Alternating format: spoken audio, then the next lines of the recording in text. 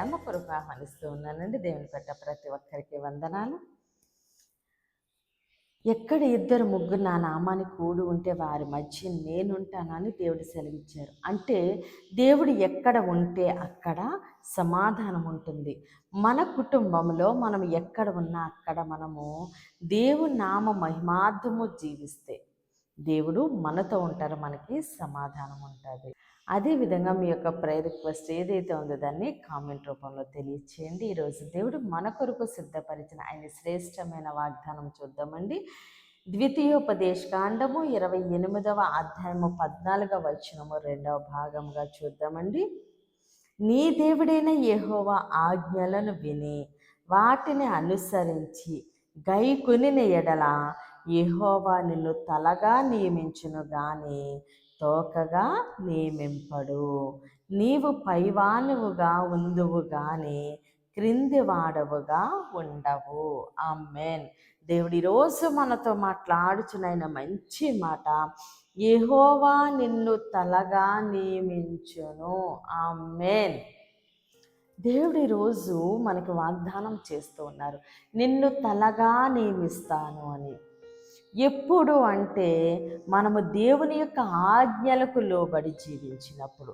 దేవుడు ఏ ఆజ్ఞలైతే ఇచ్చారో, ఎలా జీవించమన్నారో, దేనిని విడిచిపెట్టమన్నారో, దేన్ని వెంబడించమన్నారో, మనము ఆయన చెప్పింది చెప్పినట్లు చేసినప్పుడు దేవుడు మనల్ని ఎలా ఉంచుతారండి? తలగా ఉంచుతారు. అయ్యో, నేను ఇంత భక్తి చేస్తున్నాను, ఇంత ప్రార్థన చేస్తున్నాను, దేవుడు చెప్పినట్లే చేస్తూ ఉన్నాను, అయినా ఇంకా ఎందుకు నా పరిస్థితి ఇలా ఉంది? నేను ఒకరి కింద అణిగి ఇలా జీవిస్తూనే ఉండాలా? ఇలా నిందల్లోనే ఉండాలా? ఇలా అవమానాల్లోనే ఉండాలా? ఇలా కష్టాల్లోనే ఉండాలా? ఎప్పుడు నా పరిస్థితి మారతాది అని అనుకుంటూ ఉండగా దేవుడు అంటున్నారు, అమ్మా, నేను నిన్ను తలగా నియమిస్తాను. నా కుమారుడా, నేను నిన్ను తలగా నియమిస్తానని దేవుడు సెలవిస్తూ ఉన్నారు. కాబట్టి మనకి మాట ఇచ్చిన దేవుడు తప్పక నెరవేర్చే దేవుడు, మన పరిస్థితిని మార్చే దేవుడు అండి. ఈరోజు ఏ పరిస్థితిలో నువ్వు ఉన్నావో నీ పరిస్థితి నువ్వు చూడొద్దు, కానీ దేవుడు మాట ఇచ్చారు కాబట్టి ఆయన తప్పక నెరవేరుస్తారు. కాబట్టి దేవుడు ఇచ్చిన వాగ్దానం ఏందో, ఆయన మాట ఏందో నమ్మిక ఉంచుదామండి. దేవుడు మనల్ని దీవించి ఆశీర్వదించి ఒక ఉన్నతమైన స్థానంలో అనేక మందికి ఆశీర్వాదకరంగా తలగా మనల్ని నియమిస్తూ ఉండగా సమస్త ఘనత మహిమ ప్రభావాలు మనము దేవునికే చెల్లిందామండి. కొద్ది మాటలో దేవుడు మన వెనుకలో దీవించి ఆశీర్వదించునుగాక. ఆమేన్.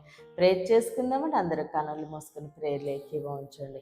మహోన్నతుడ మహాగణుడ పరిశుద్ధుడానికి స్తోత్రాలు, వందనాలు తండ్రి. ఇచ్చిన ఈ వాగ్దానం మా జీవితాల్లో నూరెంతలుగా ఫలించునుగాక. అవును దేవా తండ్రి, మేము తండ్రి నీ ఆజ్ఞలు ఒక్కటైనను తప్పిపోకుండా తండ్రి నీ ఆజ్ఞలన్నీ మేము అనుసరించి గైకొన్నప్పుడు దేవా తండ్రి మమ్మల్ని దేవా నువ్వు దీవించి ఆశీర్వదించి తండ్రి అనేక మందికి ఆశీర్వాదకరముగా తలగా ఉంచుతానని సెలవిచ్చిన రీతిలో తండ్రి మమ్మల్ని దీవించి ఆశీర్వదించండి అయ్యా. అనేక మందికి ఆశీర్వాదకరముగా తలగా మమ్మల్ని ఉంచండి దేవా తండ్రి. మాలో తండ్రి నీకు వ్యతిరేకమైంది ఏది ఉందో దాన్ని తీసివేయమని తండ్రి ఈ వాగ్దానాన్ని మా జీవితాల్లో నెరవేర్పుకి దయచేయమని, అలానే దేవా తండ్రి ఎవరైతే దేవా తండ్రి అయ్యా నువ్వు చేసే కార్యము కొరకు ఎదురు చూస్తున్నారో వారందరినీ మీరు జ్ఞాపకము చేసుకుని తండ్రి వారి జీవితాల కార్యాలు జరిగించండి. దైవజనుల్ని దీవించి ఆశీర్వదించి తండ్రి నీ చేతుల బలమైన సాధనాలుగా వాడుకోమని, యెరూషలేముకి యేసు నామములనే క్షేమము దయచేయమని యేసుక్రీస్తు అతి పరిశుద్ధ నామములో బ్రతిమాలి వేడుకుంటున్నాం మా తండ్రి. ఆమేన్. ఆమేన్. దేవుడు మిమ్మల్ని మీ కుటుంబాన్ని దీవించి ఆశీర్వదించును గాక. ఆమేన్. విడుదలిచ్చు మాట, స్వస్థపరచు మాట,